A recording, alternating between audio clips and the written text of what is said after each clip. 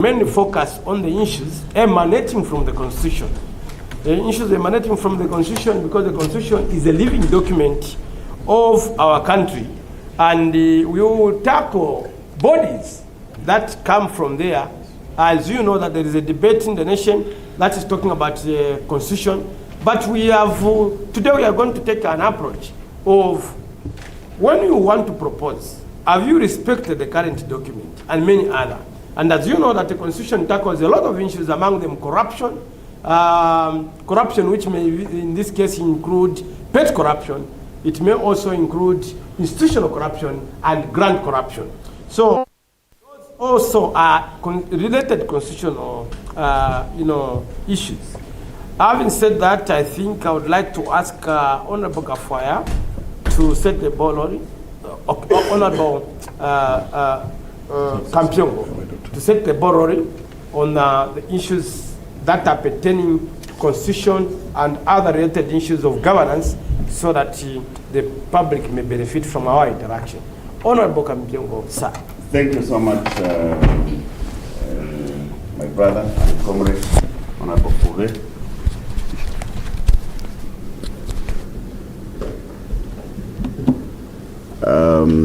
Mine today will be very short. Before my colleagues start deliberating on the many pertinent issues obtaining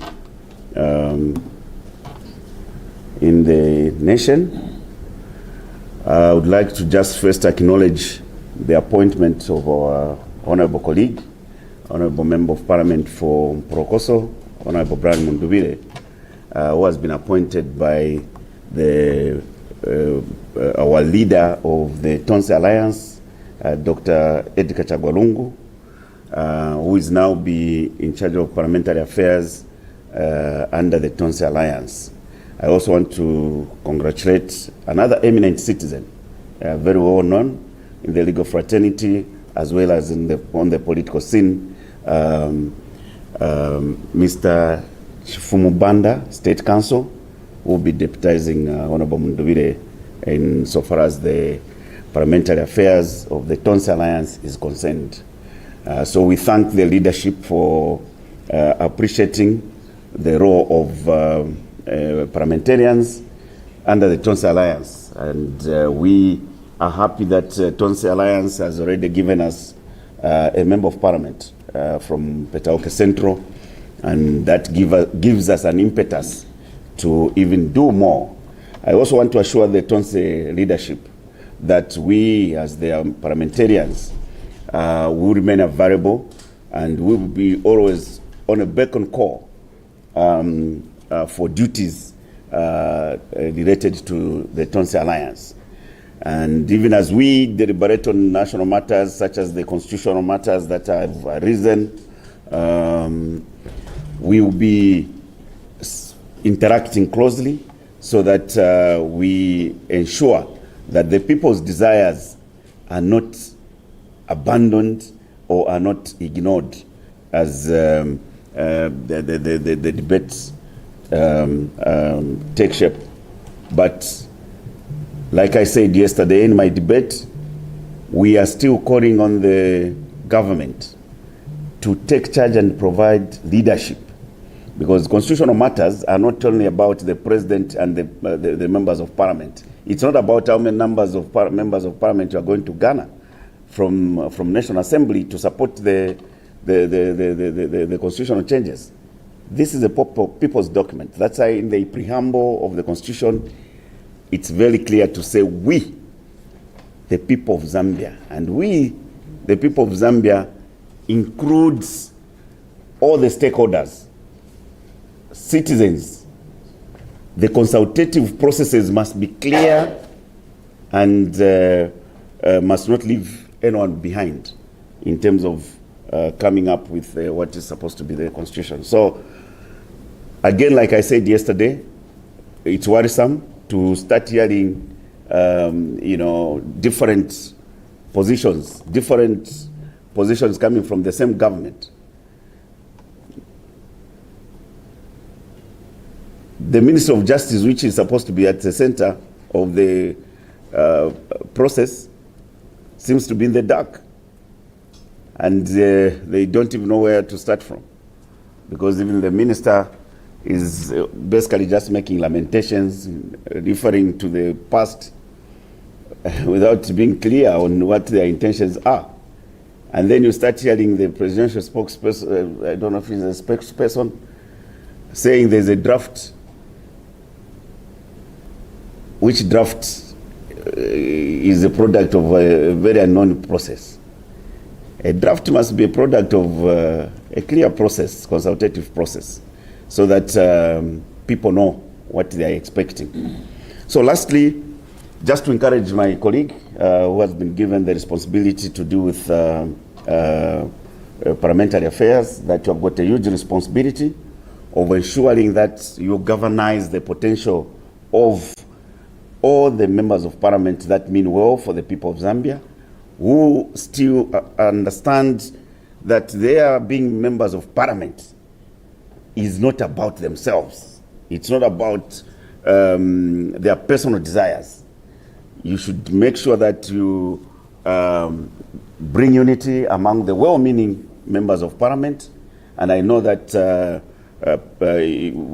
you are equal to the task. I've got no iota of doubt in my mind that you'll be equal to the task, and we shall support you in ensuring that the responsibilities bestowed on you are achieved. To the Tonsa leadership, like I've said, we are looking forward to collaborating with you, with yourselves, our leaders, the Vice President of the Patriotic Front, and our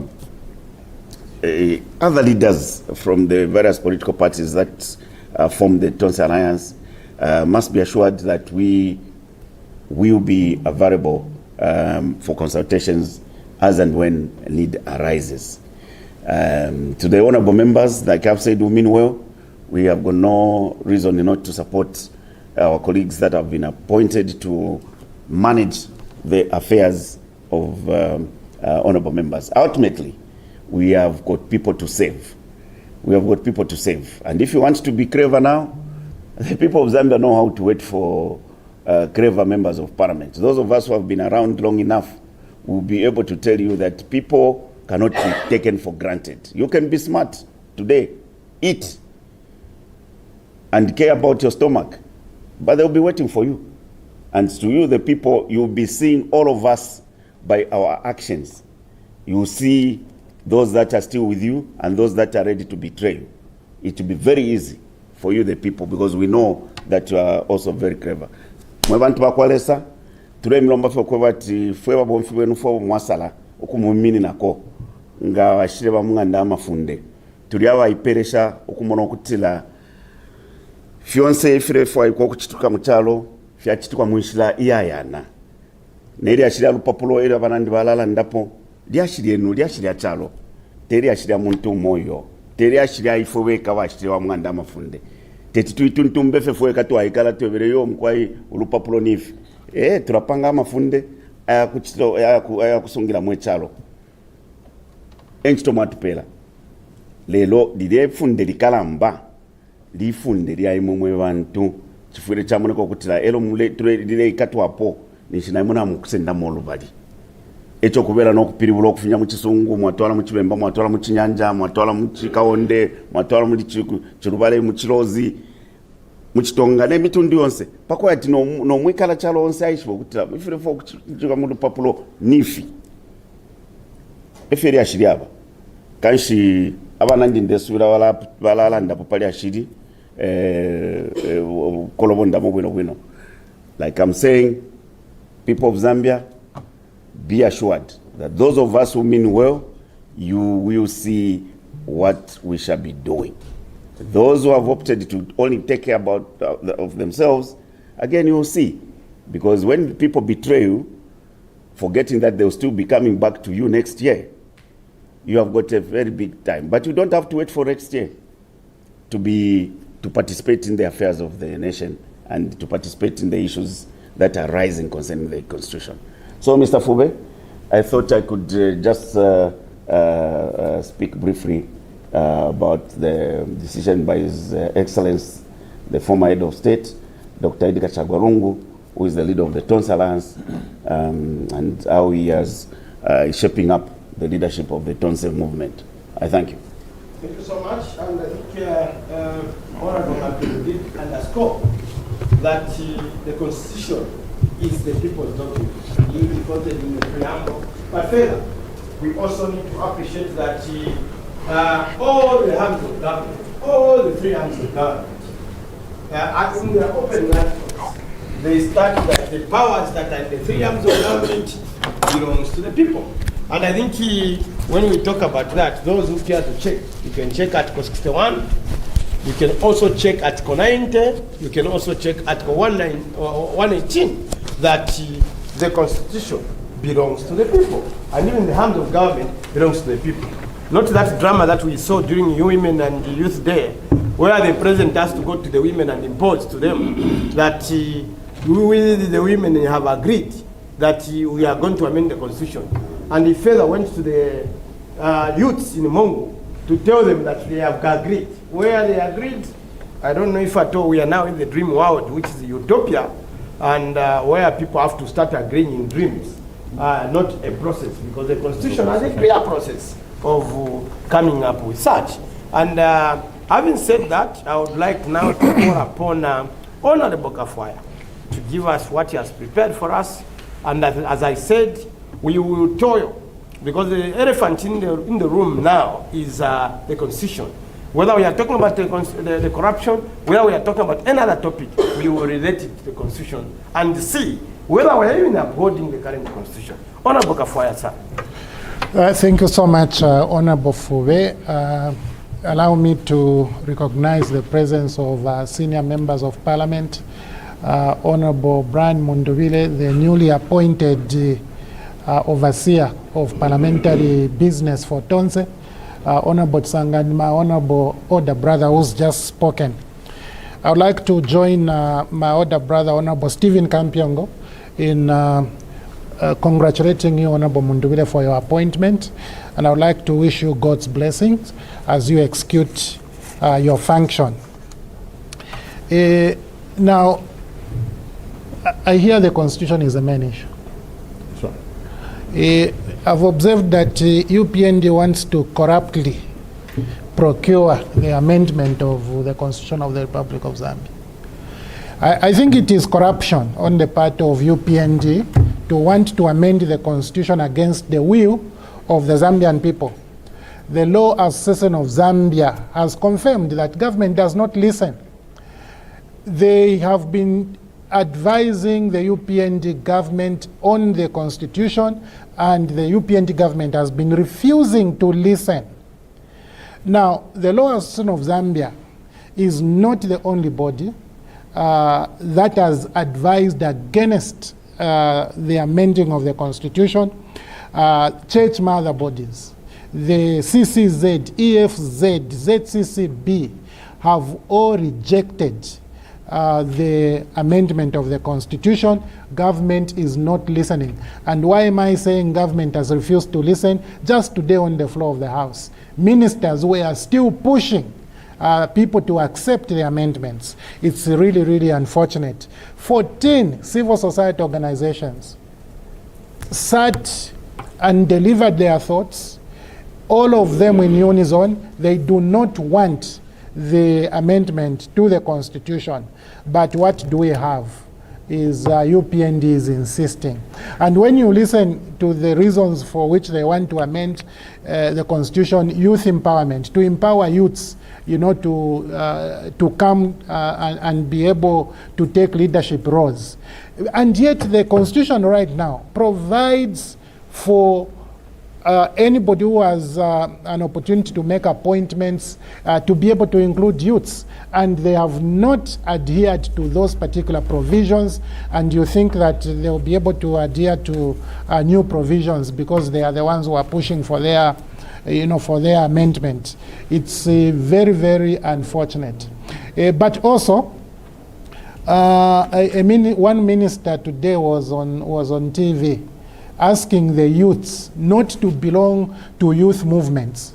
So for UPND, you can only be recognized as a youth if you belong to UPND. And that's very unfortunate. Democracy is not about UPND. It is about allowing people to participate in the various organizations that they choose to belong to. Listen to the contradictions about the same constitution. Listen to what the president has said. Just over a short period of time, the president would go to members of parliament and say, we have consensus. Last week we were asking, who is part of the consensus? Here there was nobody. And I can assure you, even today, there is nobody who is or was part of that consensus. Listen to what he said in Kasama. Listen to what he said in Mongo.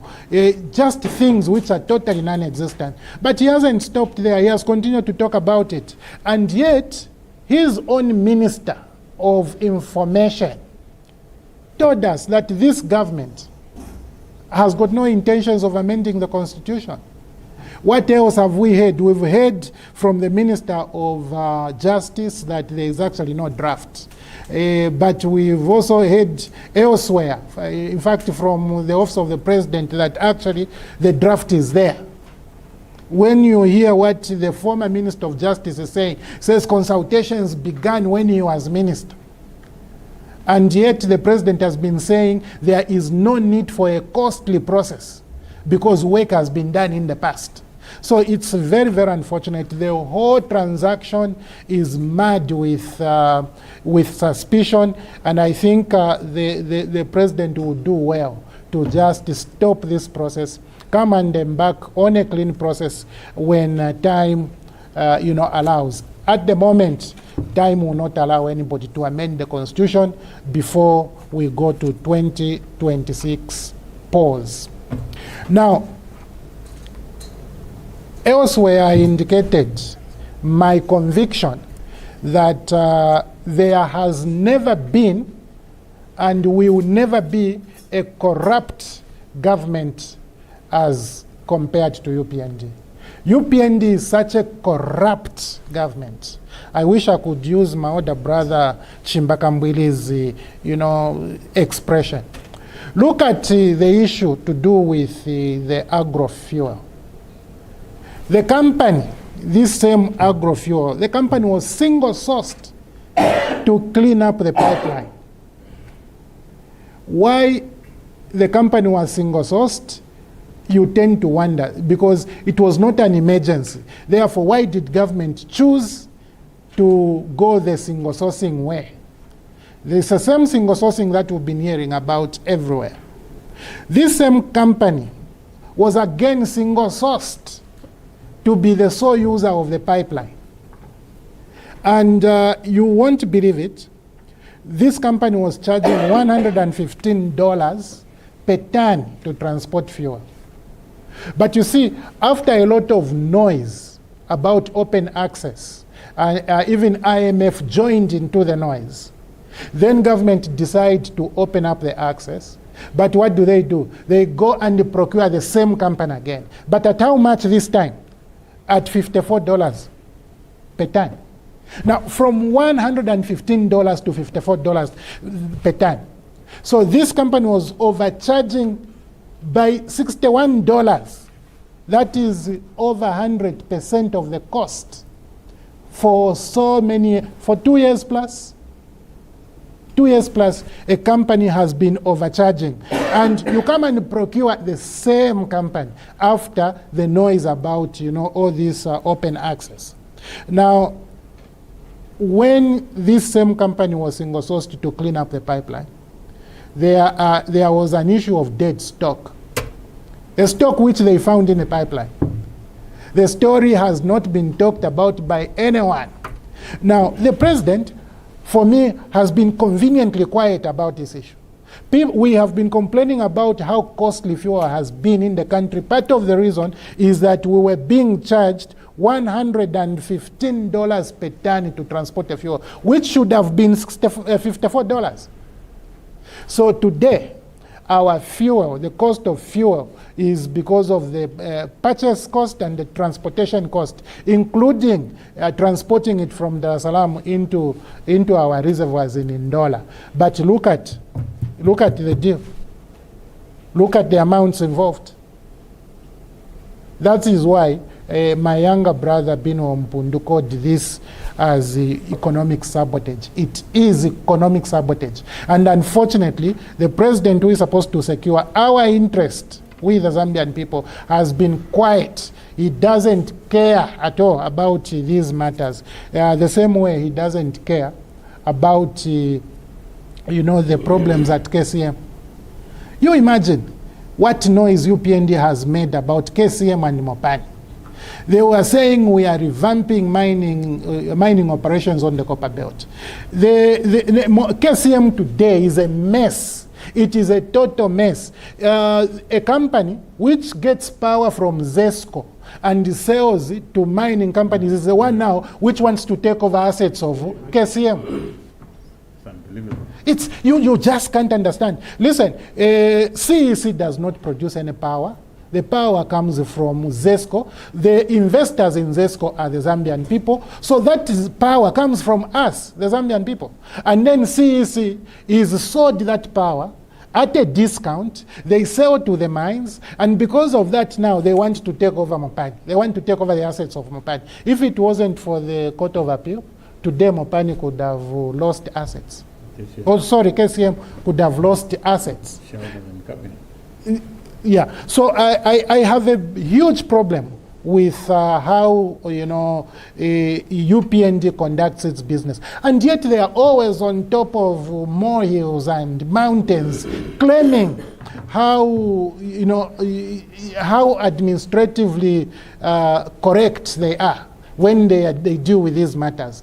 It's very disappointing. I think UPND must change. Look, if you don't change, no matter how much you beg for votes like what the president was doing in Kabwe, Zambians will not listen because you promised KCM was going to be revived. What have you done to it? You promised Mopani was going, in fact, the president was even dancing when handing over Mopani, I don't know to who. To those who got 7,000 shares plus. What is happening at Mopani? Completely nothing.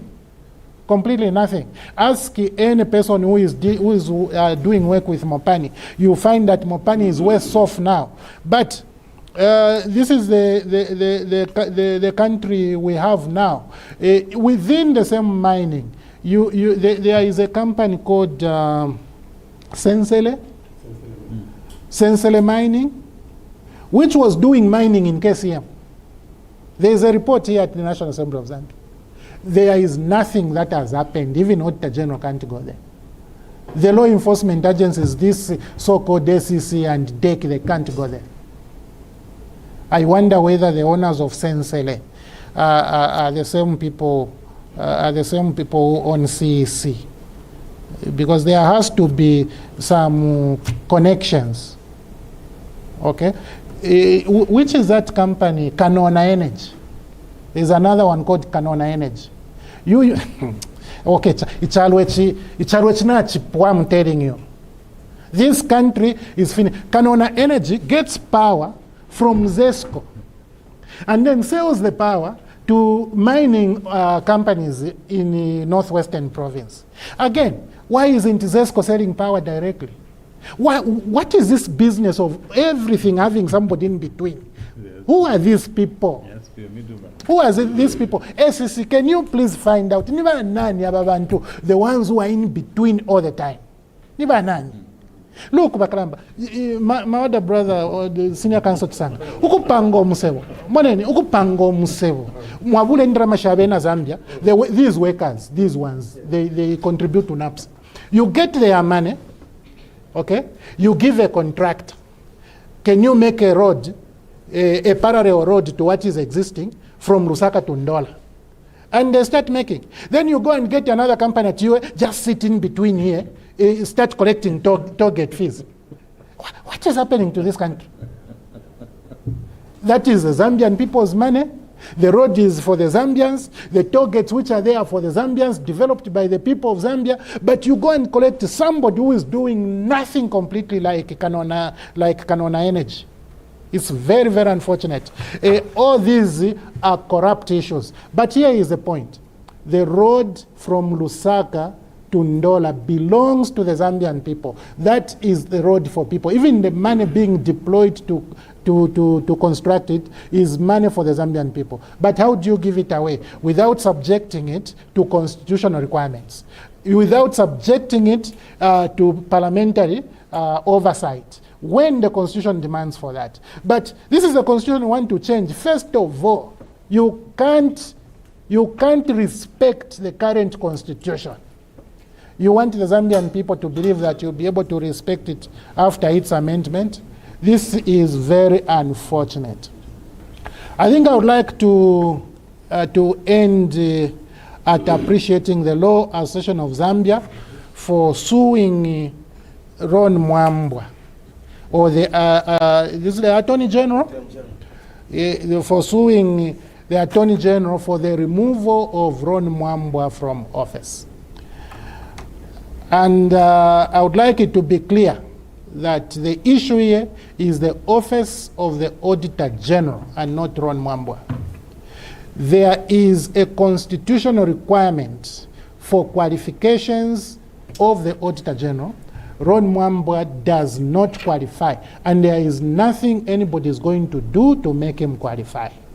So taking that matter to court for his removal, because we have been telling this UPND government, remove this person. If you love him so much, you can make him a PS, you can make him a DC, you can make him an ambassador, you can, if you really, really love him.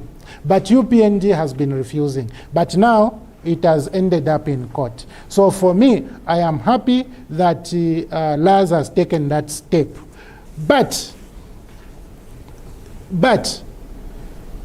what has happened to Ron Mwambwa is very important for any person who is occupying office unconstitutionally.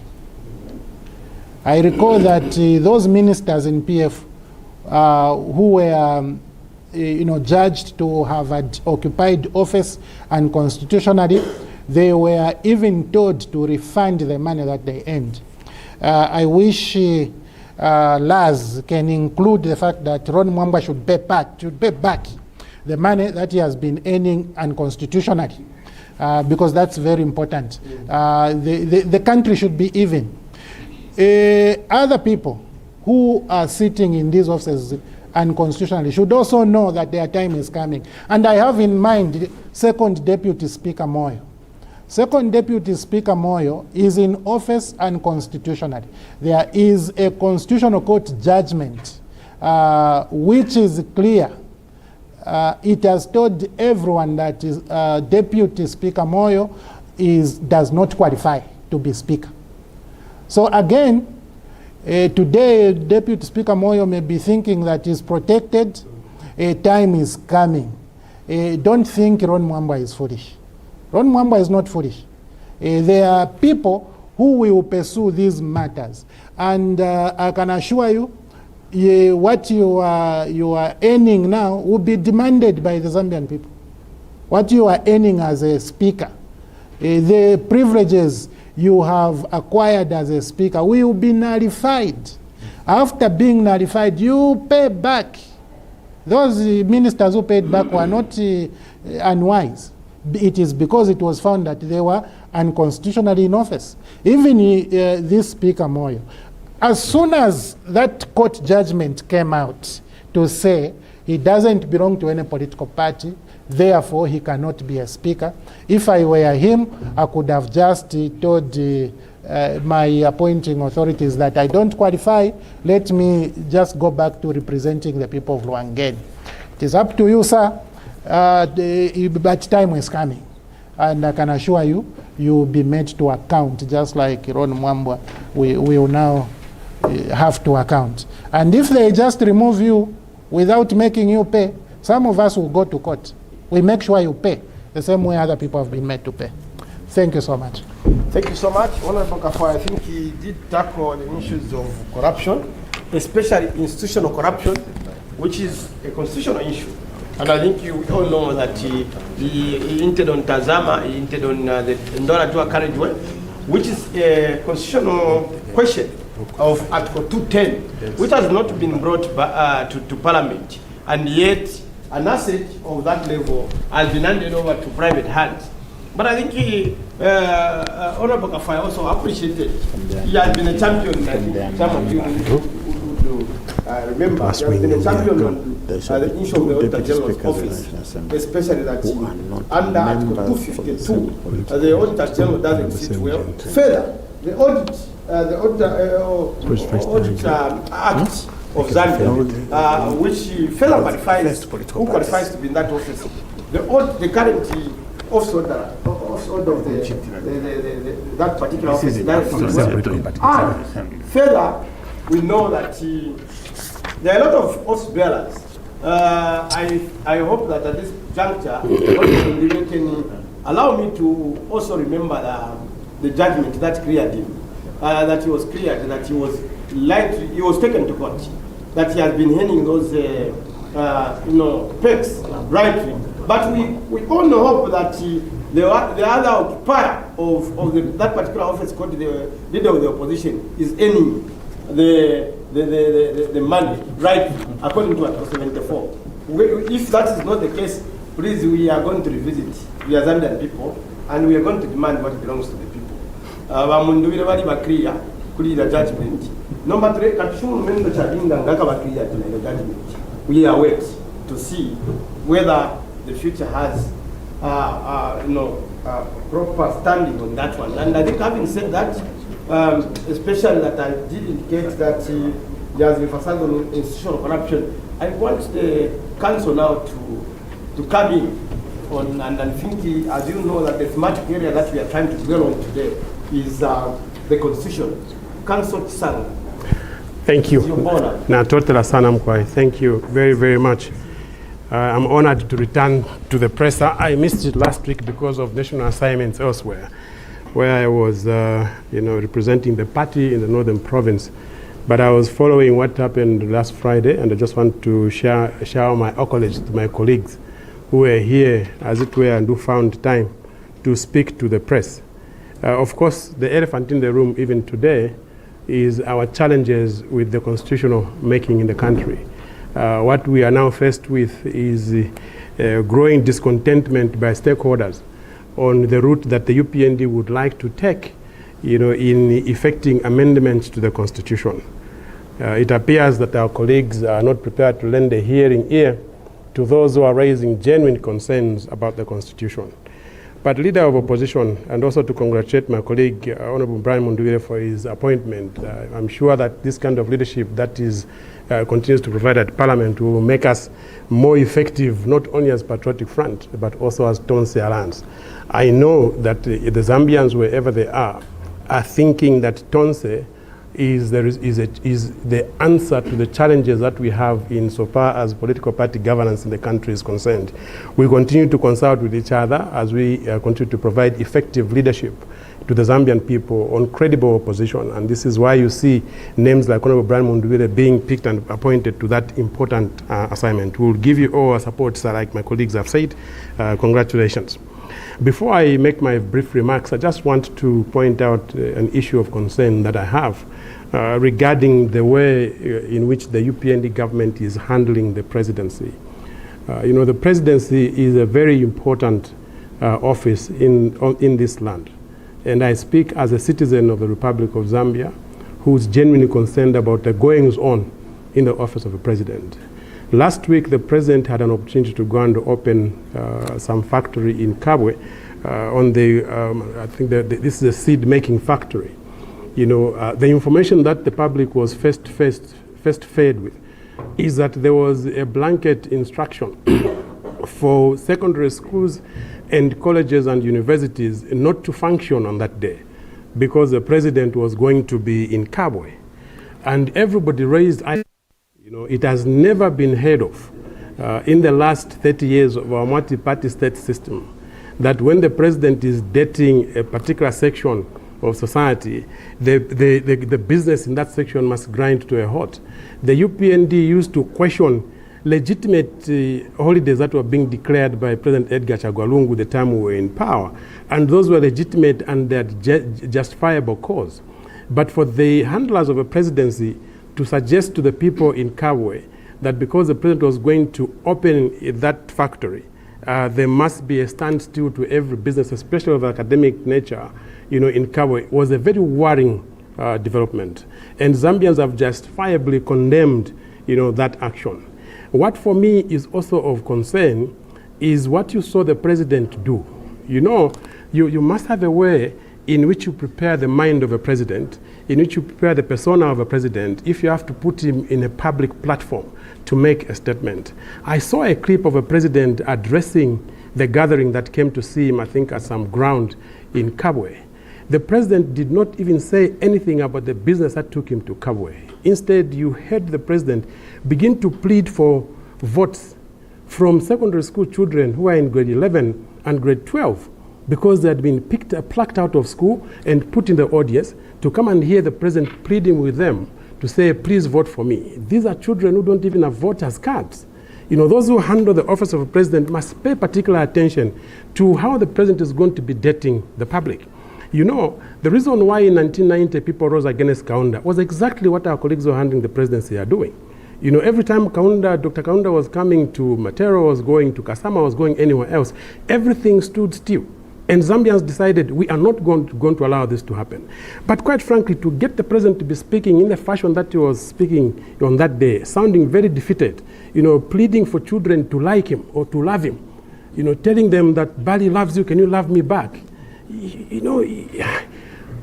For me, I sat in front of that TV and I started saying to myself, what are we doing to the presidency?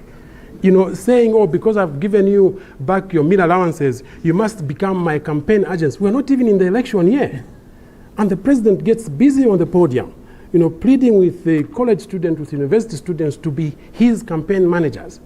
You don't allow the presidency to exhibit such level of desperation, even when he is not supposed to be desperate. He went there for a specific assignment. He ought to have been kept in check with what he's supposed to have done. He ended up preaching. And everybody started watching the president talking about, God loves us. We know he loves us. But what took the president there was for him to go and open a factory. He ought to have been told, sir, please keep within the speech. Unfortunately, people are now saying he should open the campaigns. Because if you can go to a function like that and begin to talk about, I want you to love Bali back because Bali loves you. When you go out there, go and campaign for me because I brought you meal allowances. You children, grade 11s and 12s, are being told to go and tell the parents to go and vote for Bali. The handlers of a presidency must learn lessons. We should try and see what those who prepare Donald Trump do before he goes to the podium. Those who prepare, President Ramaphosa do before he goes to the podium, so that he doesn't get out there and begin to look like there's something of a desperation that he's doing. I think for me, I point a finger of blame this time at those who handle the presidency. Because the presidency, yes, he wants his votes, but there must be an environment in which he can talk about whether this is the time for us to talk about votes or not. Please learn to handle that office very importantly. He is not a UPND president anymore. He's a Republican president. What he says is listened to by even those who don't belong to the UPND. I think the president must rearrange his protocol handlers. Get people that are qualified, that have handled these works before. I think that's why we've got specific positions in government of people that can handle those kind of important protocol management. So the president cannot reduce himself to a level that we saw. It was extremely embarrassing, for the UPND to do that to the president. They should stop that. Okay? Talking about the Constitution, which is, the elephant in the room. Zambians have raised genuine concerns about where we are going with this constitution making. Very genuine concerns. The hallmark of democracy, the hallmark especially of constitutional democracy, is to have leadership that lends a hearing ear to those who speak about a direction we are taking as a nation. And democracy being the rule by the majority, the president or the leadership must be able to listen to what the majority is saying and even capitulate when it becomes necessary. What I have seen are ministers, in a file and rank, coming to the public justifying this need for the amendment, not even saying, we have listened to the Zambia Catholic Bishops Conference, or we have listened to the Zambia Evangelical Fellowship of Zambia and credible CSOs. They are not even listening to those people. They have just taken, a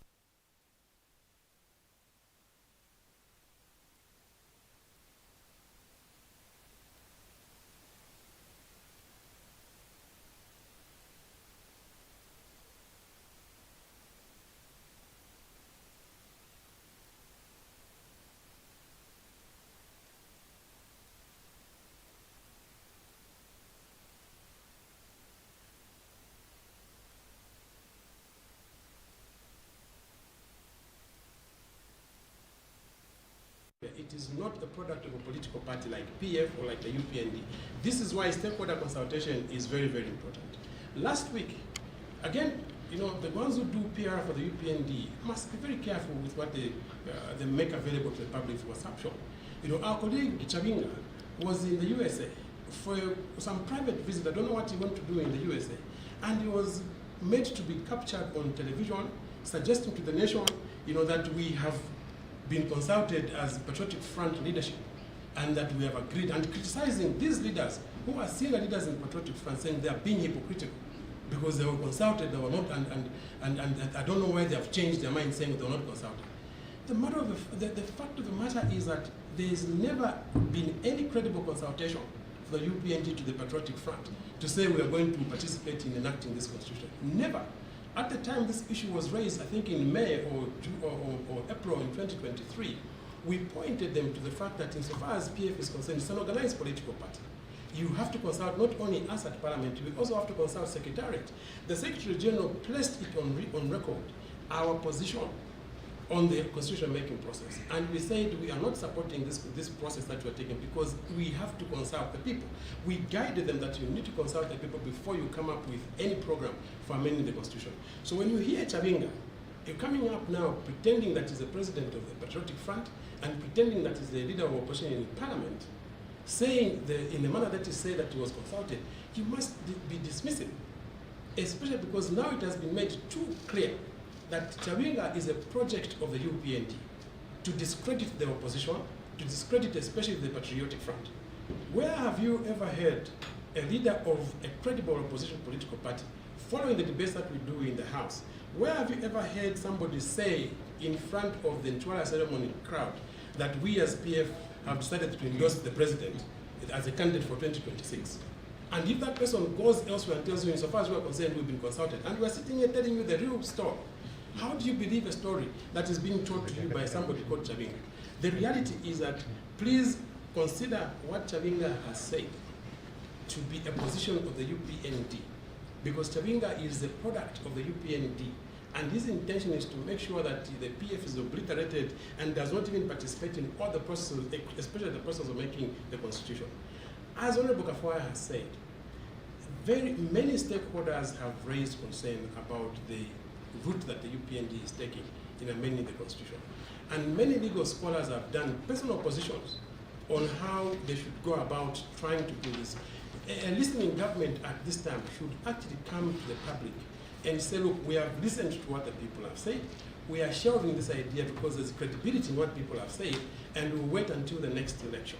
But for them to keep coming and defending their position, it clearly shows that they're not prepared to listen to redeeming voices, to voices of people. Leadership doesn't mean that you have got you are the one who's got the last say in leadership in terms of decision making. You must consult people. And when people tell you they don't agree with the position, you must actually tell them, I agree with you, bring me your views, we'll suspend this process and go beyond it. Zambians are concerned. We have a very small window between now and the election. There cannot be a credible process of amending the constitution that should take place. The justification that UPND is using of delimitation, proportional representation, returning members of parliament to cabinet, to the chamber, council chambers, cannot justify an amendment that is rushed in the way they're trying to rush it. In fact, the moment you begin to talk about delimitation on the one hand and proportional representation on the other hand, you create confusion in the mind of people that are going to consume that program. Because delimitation, and proportional representation, they're at poles apart. You need to have enough time to let people understand what just these concepts mean when it comes to the Constitution. How am I going to tell the people in Lukasha today that the delimitation and proportional representation are going to come into the Constitution and we're going to pass it in the next 9 months? What time am I going to have? Lukasha has got 220 kilometers radius in between. What time do I just have a member of parliament to go and tell those people? The first thing I have to do, fortunately I do speak conveys in their language, but I must translate this so-called draft or the draft that is going to come up in local language so that everybody can consume it and understand it. How much time do we have? So when people begin to say, that we don't have time, please share off this idea. It is not because they don't like you. It is because they think that there's nothing legitimate and credible that is going to come out of a process that takes place only about 6 months before, because in any case, very soon we'll be closing Parliament. Okay? But most importantly, we must answer the moral question as we go about suggesting that we must make the constitution. The moral question says, you know, the moral right to provide credible and legitimate leadership rises and falls with the character of those charged with the mandate to lead. Your moral right will rise and fall with your character if you are given the responsibility to manage the country. The UPND was given the mandate to run the country for the last 5 years. They won this popular election or the popular vote under this constitutional setting that we're utilizing right now, the one we passed in 2016. How they've questioned it now raises questions in terms of character and morality. Okay? The question that you must then answer yourselves, can we trust the UPND to lead the making of the constitution, given the experience they've given us in terms of compliance with the current constitution, like Honorable Kafaya had said?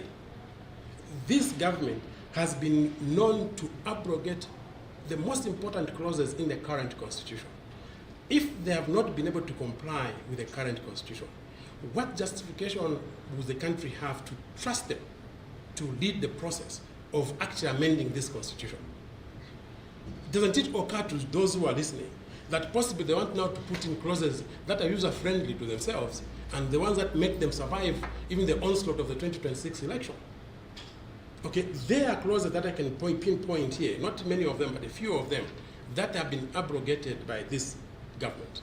To start with, we have raised the issue even on the floor of the House. There's a matter on which there was no pronouncement by the presiding officers, the matter of a second deputy speaker. Article 82.3 on the deputy speakers in Parliament provides that there shall be two deputy speakers to deputize the Speaker of the National Assembly, who shall not come from the same political party and who shall be of two genders. The only compliance they've made is that there are two genders. The deputy speaker is female, the second deputy speaker is male. But they have not complied with the part that says they should not come from they should not come from the same political party. Honorable Moyo, in fact, Mr. Moyo, does not belong to a political party. Mrs. Sangano belongs to the UPND. The second deputy speaker ought reasonably to have come from the opposition political party, which is a patriotic front in the House. Independents don't belong to a political party. That's an abrogation. Article 74, which everybody in the country has argued about, provides on how you elect the leader of opposition in Parliament.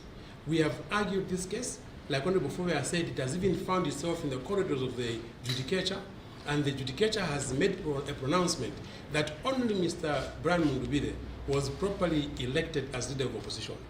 Lo and behold, in breach of this constitution, the presiding officers here changed leadership of the opposition, not only for Honorable Brian Mundubire, but also for Honorable Stephen Campion, and imposed people that were created by, a dramatic change of leadership in the Patriotic Front, which also was sponsored by the UPND, and we've said this on record. So Article 74.2 is not being complied with. You add Article 76 that provides for freedom of speech, the powers and privileges and immunities of members of Parliament. I mean, the latest experience you had is what happened to Honorable, Robert Kapianga, and then before Nakondis. They were kicked out of Parliament because they wanted to debate, again, by the culprit, who wasn't properly placed in the office of Deputy Speaker himself. So in exercising powers that the Constitution doesn't even give him, he made the House kick out those youths out of Parliament. Honorable Smumba and Honorable Kapianga out of Parliament because they wanted to debate. And I argue, can you trust a leadership that abrogates this Constitution with impunity, with the power, charge them with responsibility to lead us in amending the Constitution? Article 91 and 92, which I like quoting many times, places an onerous responsibility on the Republican president, on how he should manage the affairs of the country. Article 91.3, and I want to quote it again, like I've done many times, places a responsibility on the Republican president and says the president shall, in the exercise of executive authority of the state, 1, respect, uphold, and safeguard this Constitution. I've just pinpointed which clauses, I'll pinpoint others, have been breached by the presidency and also the government in power. 2, safeguard the sovereignty of this republic. The transactions you are seeing between this government and mining investment companies in this country undermines our sovereignty. But our colleagues in government are continuing with that as if they are surrendering our sovereignty to the mine owners. 3, promote democracy and enhance unity of the nation. I need not extrapolate on that. You are able to judge for yourselves. 3, respect the diversity of different communities in the country. I can't extrapolate on that more than I have said. You can judge yourselves. Promote and protect the rights and freedom of a person. How many times have the opposition cried that their rights have been violated? How many times have you heard the presidency respond that we will ensure that there's a rule of law? Okay? And uphold the law, the rule of law. We have repeatedly said there's a dual system of the rule of law in this country. In fact, for me, I've gone ahead and argued that we seem to have replaced the rule of law with the rule by law, which basically is the rule by might. Okay? People have been arguing, I can use a very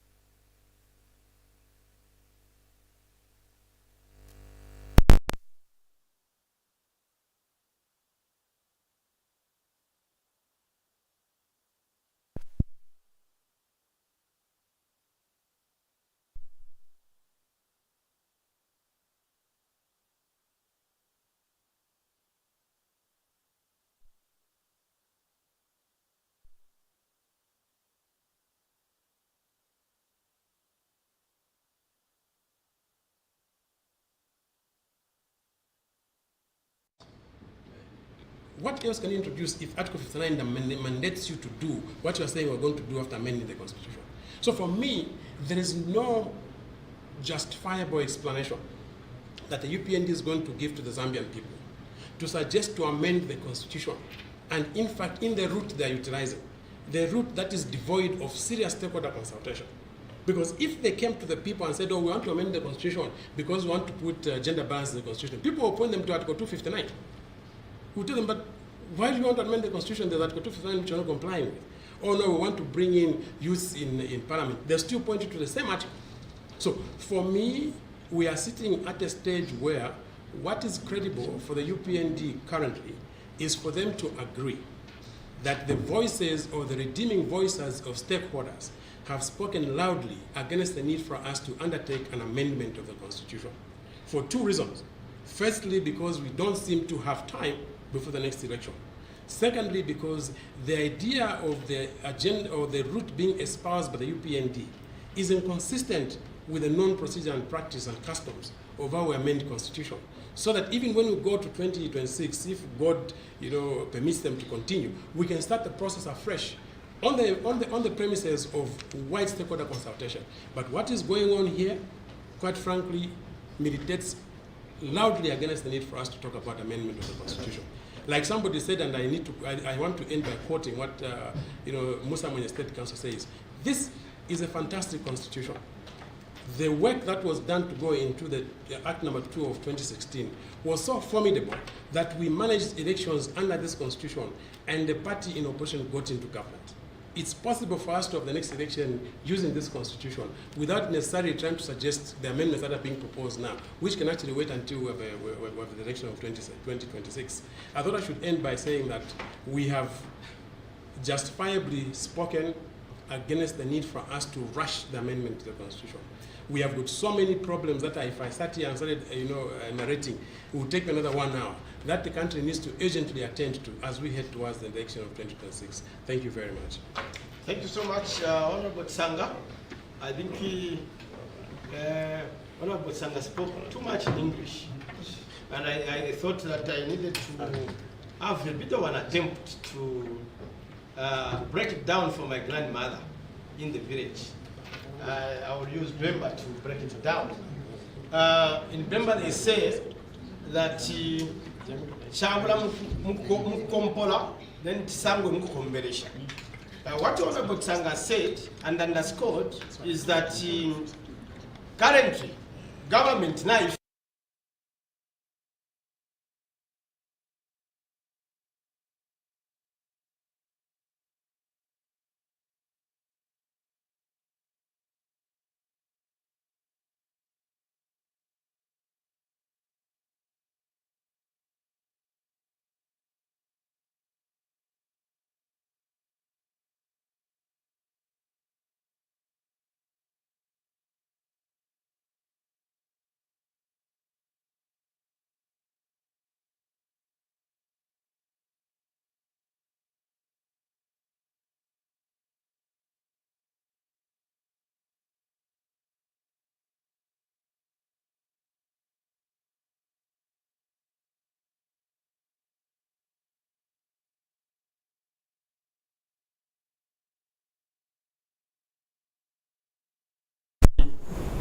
Balefwa futukubika pona fimbi lelo finimo tapade fibale chitapo batsanga batsanda pona tumisango tumotumo tule moneka utoto wakateka na babula molu bali ukumona kwati na bamba kampeni bayire mukulombe chite mwiko kumisepera kukawe ukutrati mwali ntemwa na nemwe na admitemwa bakateka bale moneka ba pererwa mu misango bale chitamwe fintu bale moneka ba pererwa mu misango bale chitamwe ifya pusana kama ko kulomba mavoti na kutunya kutotushira kwa tamareji ichire piribulo ko batu bakateka bali aba panic fija batu sata batu minokulanda tina performance of boys girls epo bafikire batsanga na balandi ndano kutirati kulu bali ro bakateka makamaka awo abatangata bakateka ukuthi poseni kwa mano pantu ngatamposari kwa mano bakateka balambo komunikira mu pantu bakateka bale papatama vote konsoko baya na bakwate staff papatama vote na wamkusafti machine chama battery bale papatama vote echo pali kalokashita na chiba chayana ukwebati batsangana balomba lokulomba ukutirati ululu papulo inonshita techiturika teko yo pantu mulu papulo nga mwaya mutsungu balanda bati first past the post echita apply pantu ilingirine ubuteko Bule wonfia ukubika kwa member of parliament na ngula ma constituency as a reason ngamwatimula mu papulo mwa first past the post iyo ilango ko bat member of parliament wachiro munanko tukato wala ba member of parliament lelo abalelanda ko balelanda kufira kwa women representation kufira kwa bana representation ya misepera itachire people of trade balelanda po ni mixed proportion.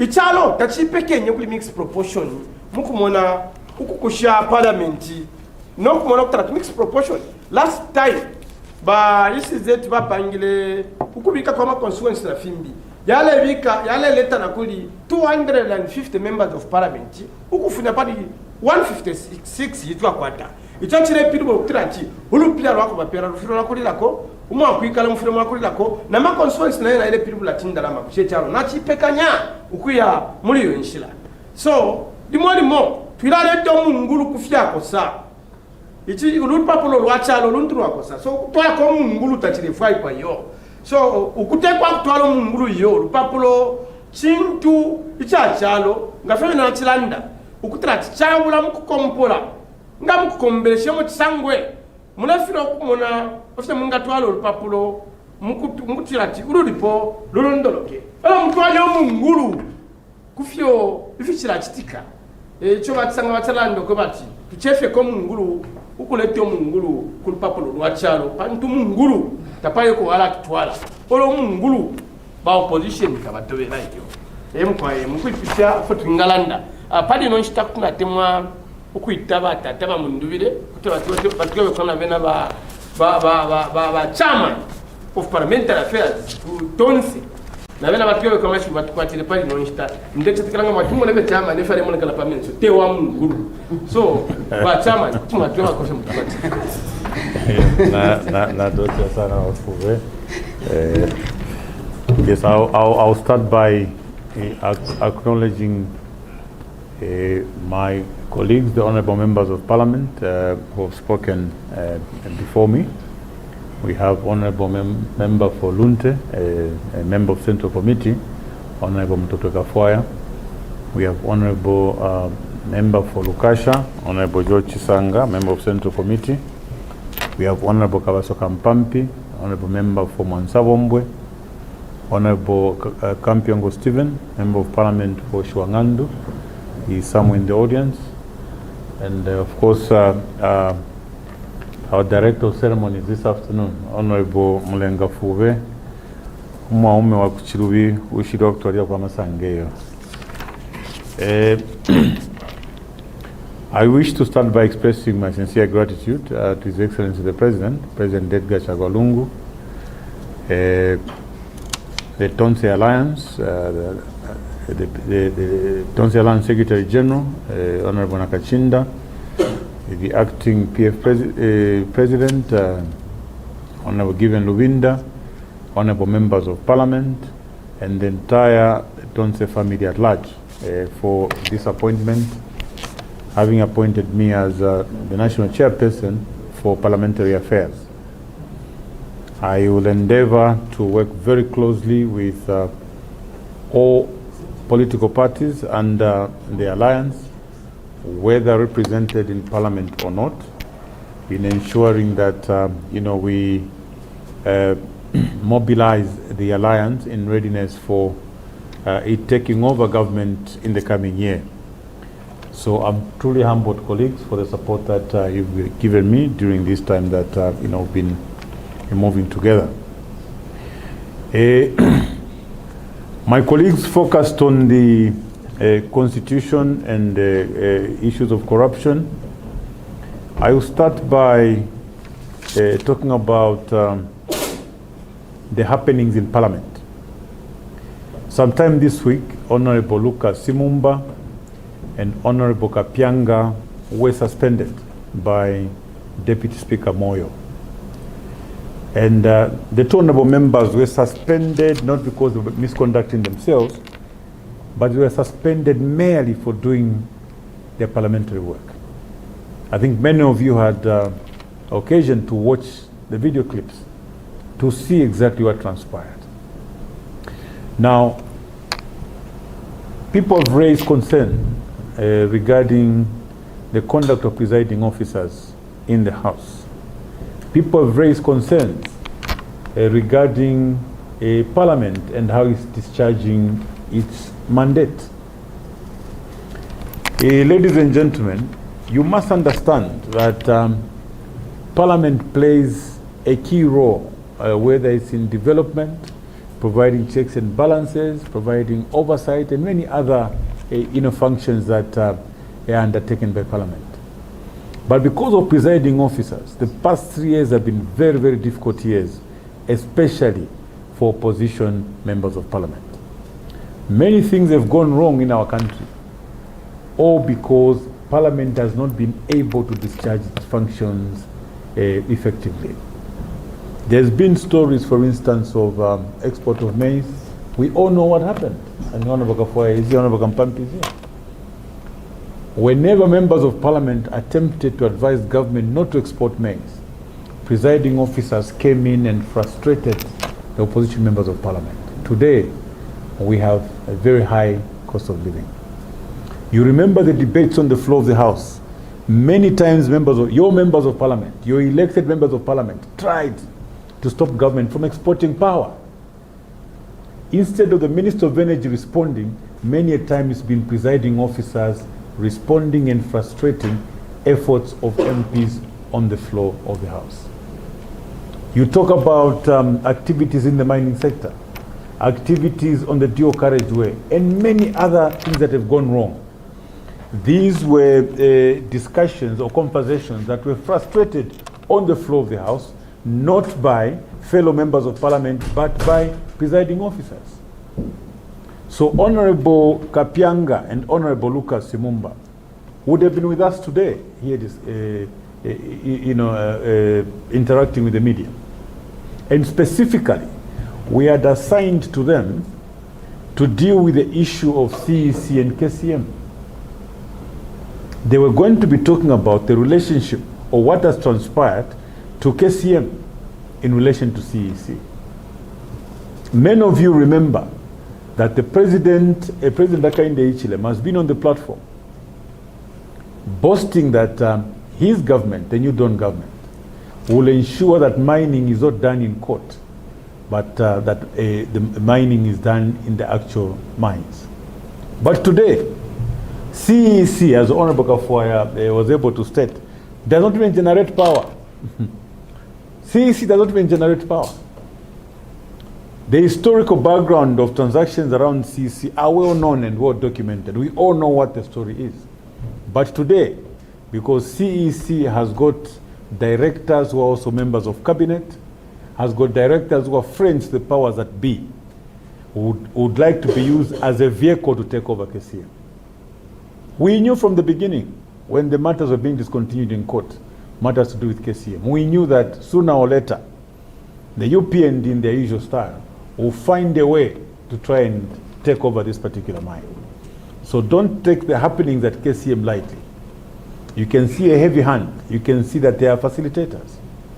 If indeed the UPND, and specifically President Hakainde Hichilema, does not want mining to be done in court, can you tell the Zambian people what is happening to KCM today?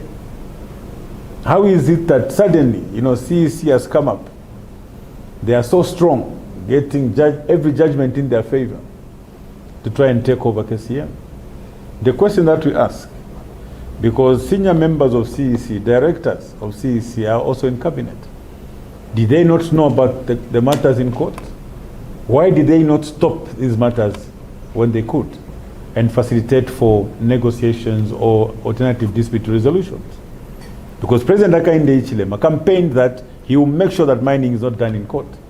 But today, there's an attempt to take over KCM. We wonder how many things. My colleagues have talked about corruption.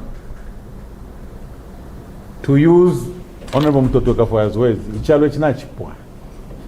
Mopani mwapoka, free of charge. Mwapoka fe kumaka.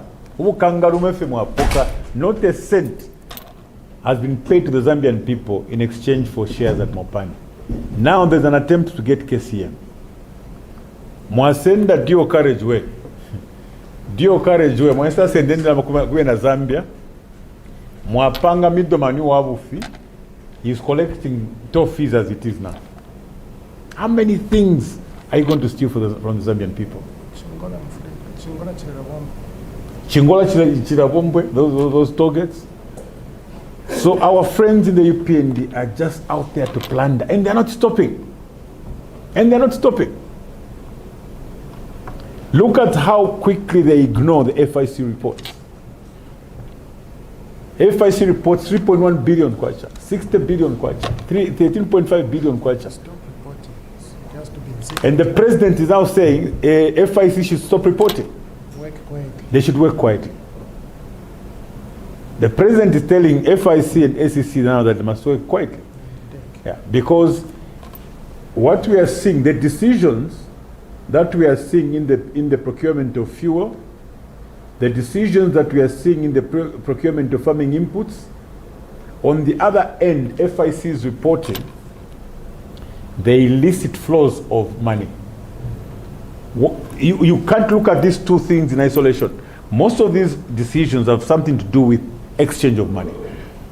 And the collaborating evidence is that as they make these decisions, somewhere in the FIC report you find billions of dollars going to their overseas accounts. And yet, Nelson Tabakwatayo, with all these figures, they are so courageous, they will come up and call other people thieves. Okay?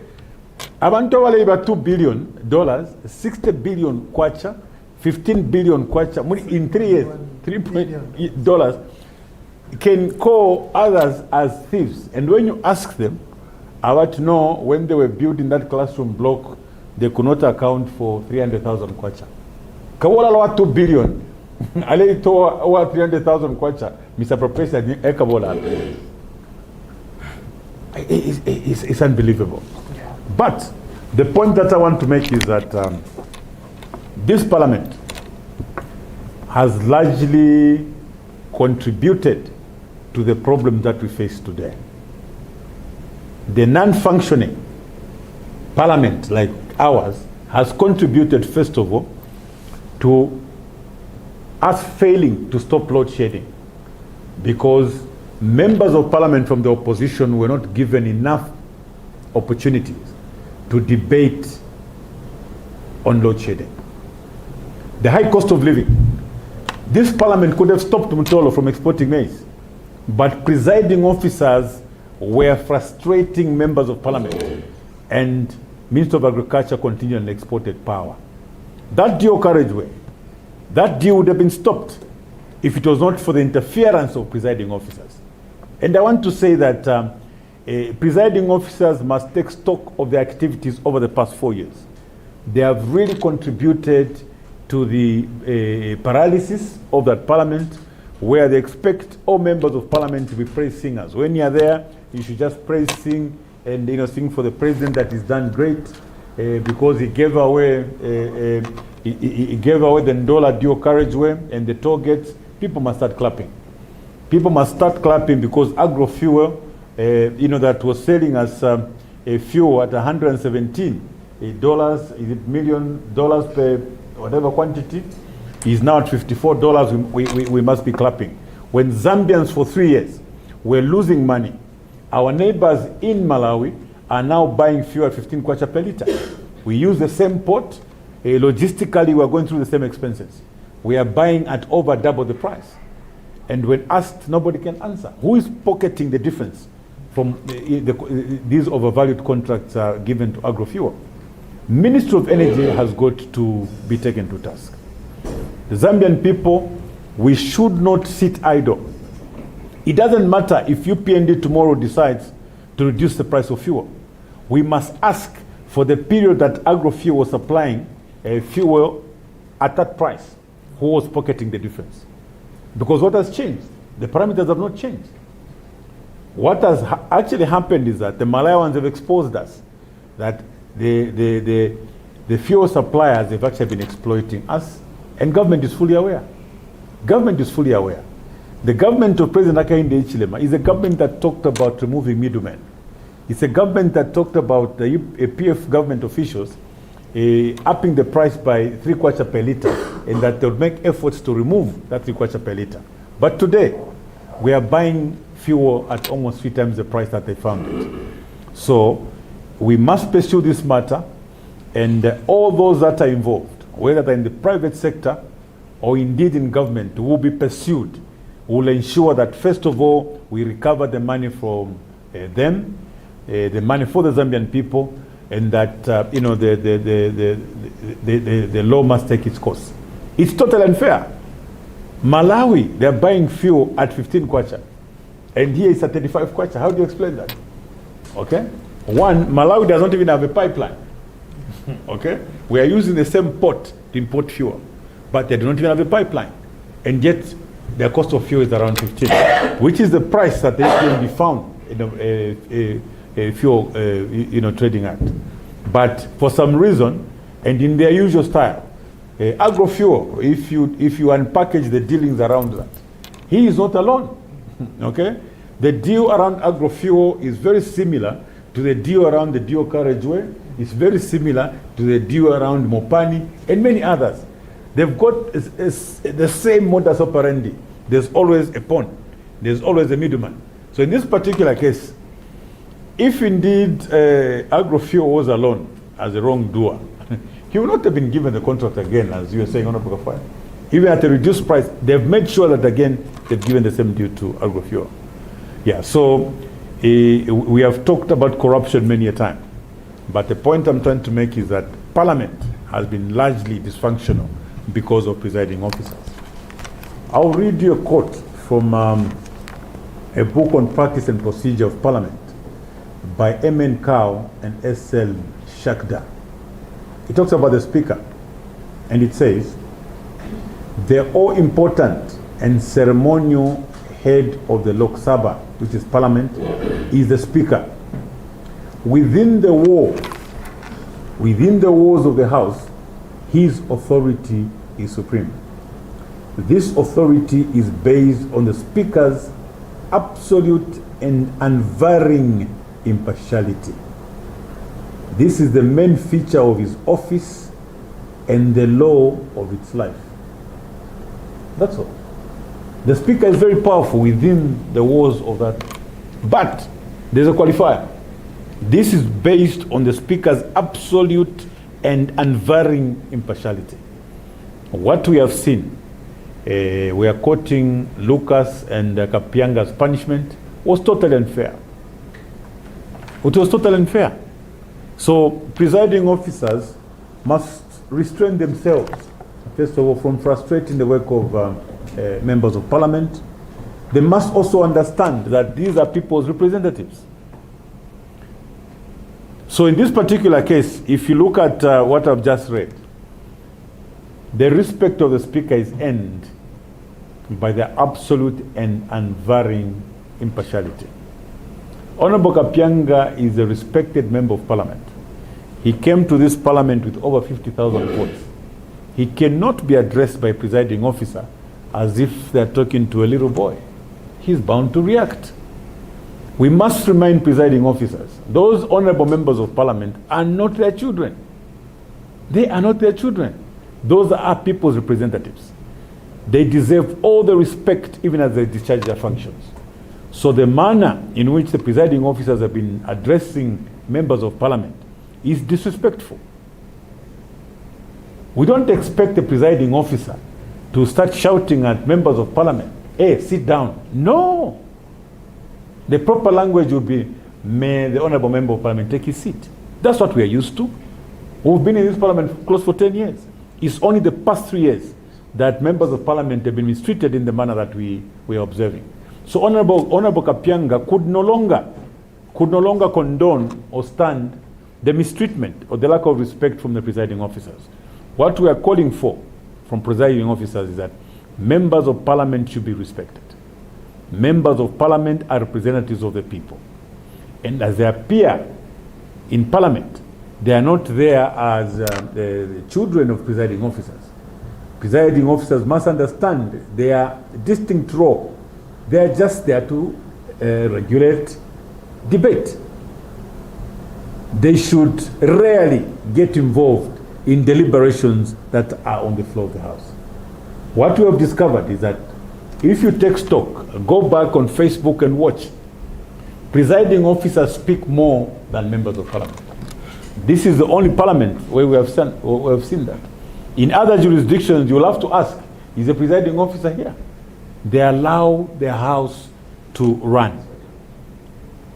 Parliament has got a structure. There's a structure, there are whips in that House, deputy whips to run the House. But what we see is that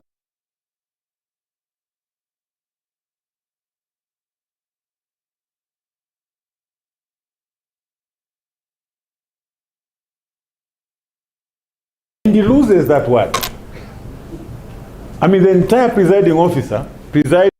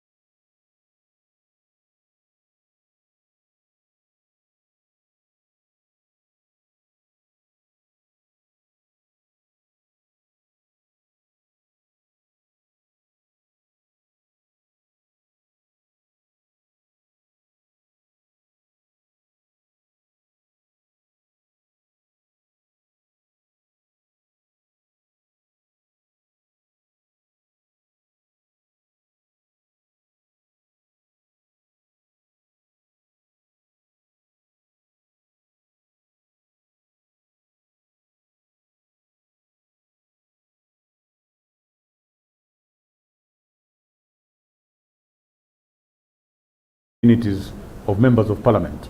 I'll take another quote from the same book, Practice and Procedure of Parliament by M.N. Cow and S.L. Shakda. So in interpreting privileges, therefore, regard must be had to the general principle that the privileges of parliament are granted to members in order that they may be able to perform their duties in parliament without let or hindrance. And these privileges include freedom of speech. Yeah, so even as presiding officers are presiding over matters in parliament, they must understand that those privileges and immunities given to parliamentarians are so that they can discharge their functions without any hindrance. Yeah, so I thought it was very important for us to register our displeasure in the manner that Honorable Lucas Simumba and Honorable Kapianga were removed from Parliament. Colleagues, very quickly, I just want to agree with my colleagues when they talked about certain provisions in the Constitution which have not been implemented, like Article 259. So really there's little benefit in having a Constitution that can be ignored with impunity or changed unilaterally by those in power, or the one that is so framed that the democratic nature of the Constitution can be undermined by exclusionary political practices, like we are seeing in the UPND now. What's the point of having a Constitution which can be ignored? So when you talk about the rule of law, if the rule of law is weak, like we have under the UPND, the Constitution is selectively applied, and this will undermine the achievement of a constitutional order. So Zambia as a country, I think we've had a very progressive constitutional order. What the UPND want to do now is to disturb that constitutional order. There is a difference between a constitutional order and the constitutional text. So constitutional order, in a broader sense, will include customs, conventions, norms, traditions, and indeed judicial decisions. But what we are seeing now is that there's so much focus on the constitutional text. The UPND would like to ignore our constitutional order. If you look at the 2016 Constitution and what it went through, even the failed Bill 10 and what it went through, you actually saw that there was due process. There was a process of consultation. And if you go back and look at what arguments the UPND were advancing when they were arguing against Bill 10, you will not believe that it's the same president who was president of the UPND in opposition, now at State House, and presenting the argument that he's presenting now. One of the arguments that President Hakainde Hichilema advanced was that government could not come up with a draft. This was his argument in our meetings with him. He says government should never come up with a draft.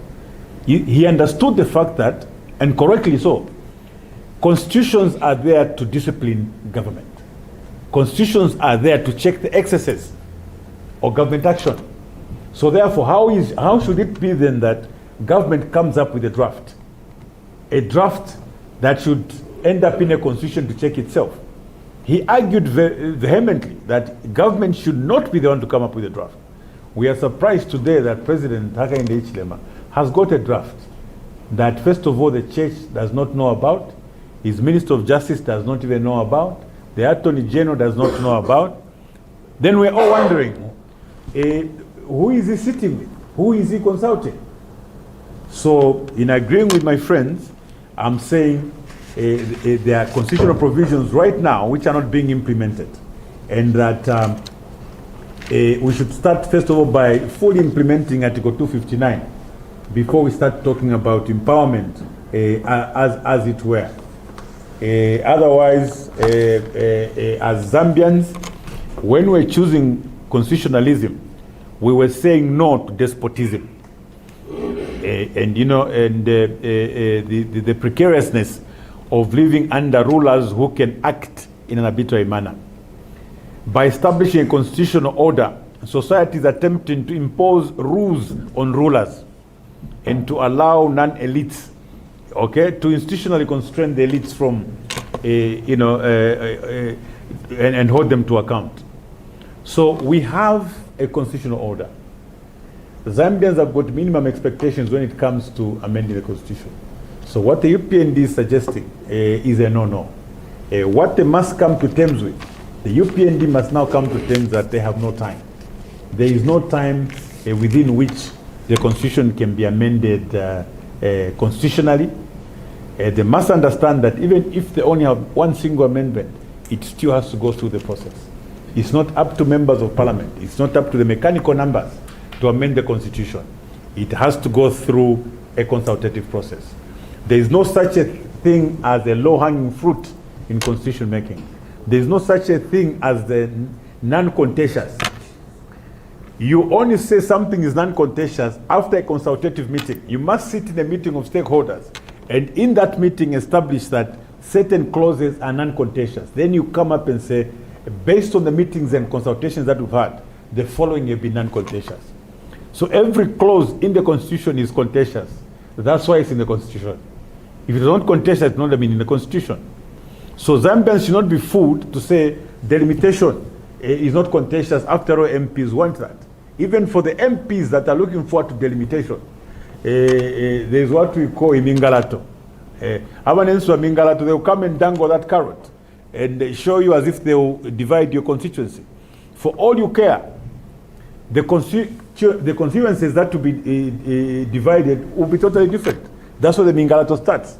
It becomes contentious because the actual constituencies that may be divided are constituencies that nobody knows about as it is. And I want to remind President Hakainde Hichilema, in 2019, when we were having meetings over Bill 10, his argument over delimitation was that the PF was going to take advantage of the process and only do delimitations in their strongholds. That's the reason why he opposed it. So I want to say to President Hakainde Hichilema that that is our argument today. That yes, you want to come just maybe with two clauses. We are saying no to the abridged process because given your history as a party in government now and the many things and many mingalatos you've done, we must subject whatever amendments to the due process. So firstly, there's no trust between or among stakeholders, and that there is no need to rush any process through. Any amendment, whether it's a single amendment, must go through a full process. So like the Catholic bishops have advised, we have some unfinished business, the expanded Bill of Rights. And as a matter of fact, if you look at the draft of the expanded bill, or if you look at the bill that failed in 2016 on the expanded Bill of Rights, you will agree with me that some of the empowerment that the president is looking for can actually be found in the expanded Bill of Rights. So let's consider the expanded Bill of Rights together with other clauses, other proposed amendments, so that there's a holistic amendment to the Constitution. The piecemeal or cherry-picking clauses to amend may not be very helpful. So if indeed President Hakainde Hichilema is concerned about the plight of women and indeed the plight of youths, he must refer to the bill on the expanded Bill of Rights to realize that, as a matter of fact, that bill may even do a greater job than the piecemeal amendments that is looking for. So we agree with the church that there must be a comprehensive review on constitution amendments, so that once we do it once and for all, we come up with a legitimate and indeed a durable constitution that will stand the test of time. As for now, we want to appeal to His Excellency the President, President Hakainde Hichilema, that the process of amending the constitution is a process that this country has undergone, is a process that you are fully aware of, and you also know, Your Excellency the President, that you have no time. Where we are now, the time between now and the general elections is not sufficient time, to have sufficient consultations and indeed come up with a draft constitution amendment bill which can later be presented to Parliament for enactment. We are simply out of time. We agree that yes, the constitution may need amendments based on the consultations that will happen between stakeholders, but the time that is remaining is not enough for those amendments. So I just thought that I could add my voice to this very, very important subject of constitutional amendments, and also make an appeal to the President of this Republic that the Constitution can be amended after the general elections, by whichever government that will come in. Of course, with due consultation with other stakeholders, the people of Zambia. I thank you. Thanks so much. That was the chairperson for Parliamentary Affairs, who is looking after Parliamentary Affairs, as appointed from the Tonse, who is also the Mpanokoso lawmaker. First things first, basically, can you show me each time?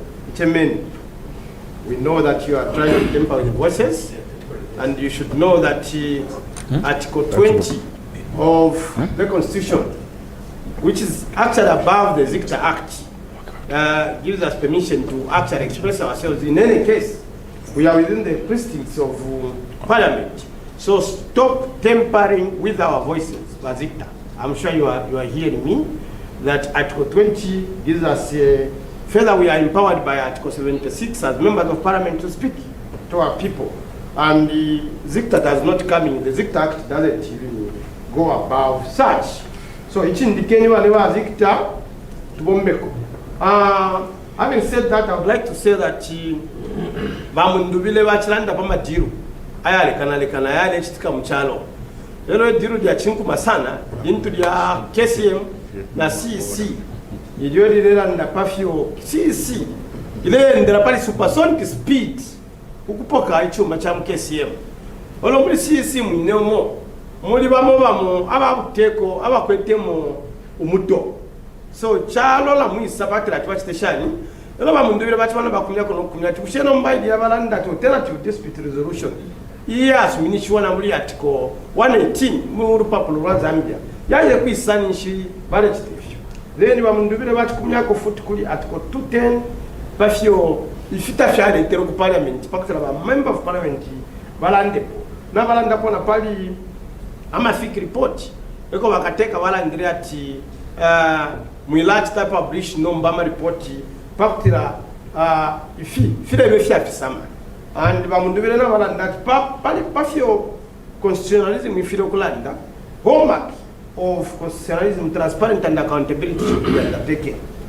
Icha mupamba bakateka besuba abalela na pali constitution lero ngamayukisha muli 2016 referendum ideya abelele pamona my elections bali basoro mkulando ko bati bana mayo imisepela naba no bekwatari ama rights ali lokho muli expanded bill of rights yo yali propose under that referendum if yaba kuchipata balanda chipwirikiti zungo na ngula pokoso ndichibwirigidi ndizungo na ngula pokoso na tumfuati kuliko amasaka draft na tumfuati kuliko amasaka draft ba amasaka yo draft kutumwa bomsha pangani nangola ku state house no, but not state house, ku community house kuti maiwo mshapanga nda ku state na ku community house kukuti yabo mba you are free to use it anywhere, not kubena Zambia pantu abela Zambia as far as we are concerned that what to agree pali content yonse. In the constitution making process, we say content, the process protects content, and the vice versa, where content also protects the process. No, by Mava massacre. More finish up this content, there is a draft.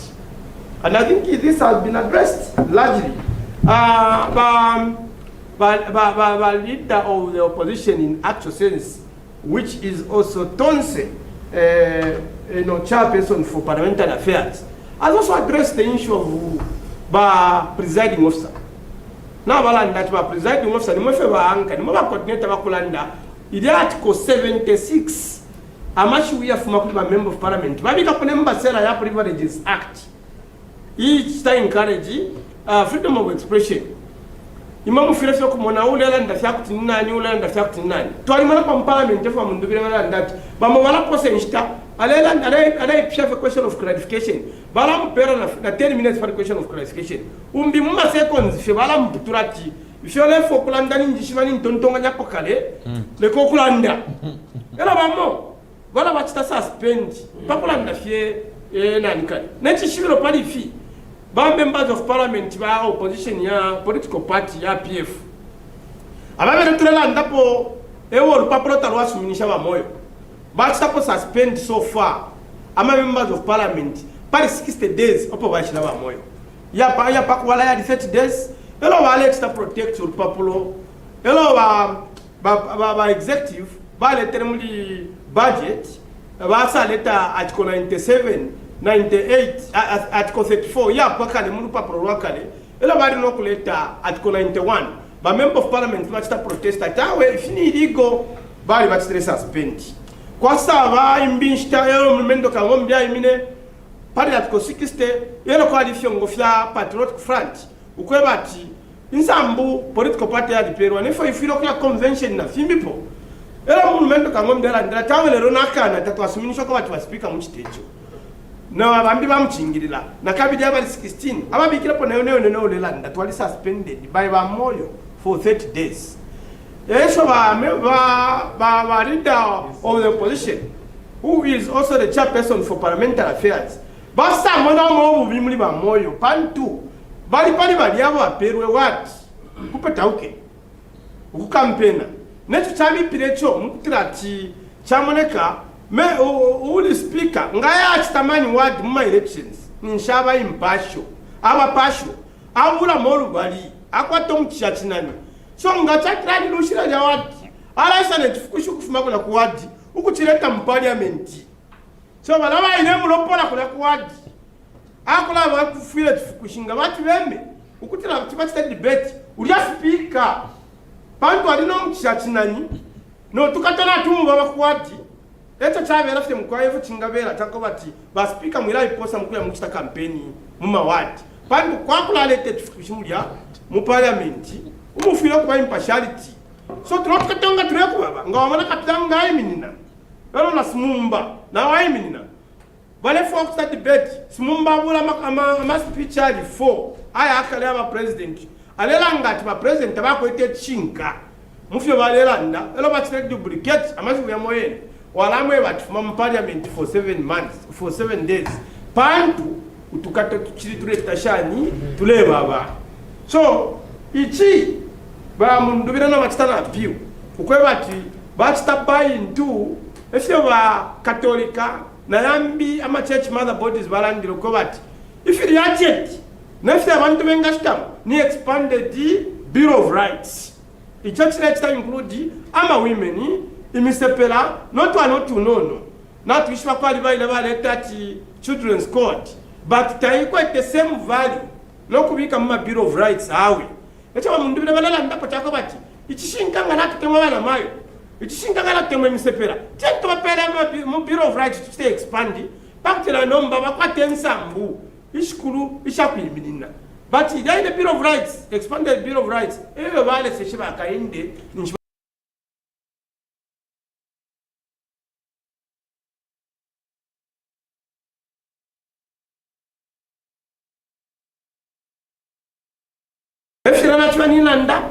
atukwati kumao timakamba kuti nchibwirikidi zungo kapena niupokoso. I think having said that, na tita conclude pali nonoti ukwebati enga kuliko ba media bakwete ko amekusho ifoka poka fikiri hapa mkwali aba ishiboko lupapuro lwa constitution lwa tulaneko luleya kuti basu kama kusho. Anyone from the media, now I'm speaking English, right? Anyone from the media who has a question to ask, you are free to ask. I can't see any. I would like just to thank the media for being supportive in this battle. It's a battle for Zambia, and it's a battle for all of us. Ululu will watch in Sambun. No shani makachitashani akabamo. Thank you so much. Thank you.